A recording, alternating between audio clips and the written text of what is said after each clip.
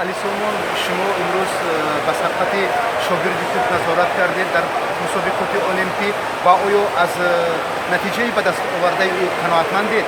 البته ما کوشش هر یک استاد کوشش میکند که شاگردی او در این نتیجهش رو روز به روز ماه به ماه خوب کند و این نتیجه او از نتیجه پیشینه‌اش خوب بوده و من خود راضی نیستم برای که من میخواستم که او بزرگتر نشان دهد نتیجه رو یعنی که تواند که اون ثانیه‌های که لیچنزیونی وقت بود اون رو اجرا کند و ثانیه به شمار نرسید که او اجرا کند. البته این از کم بودن تجربه او است و ما در بعد البته در آینده این کاتگوری رو ما قیصر میکنیم و نتیجه او رو خیلی خوب میکنیم.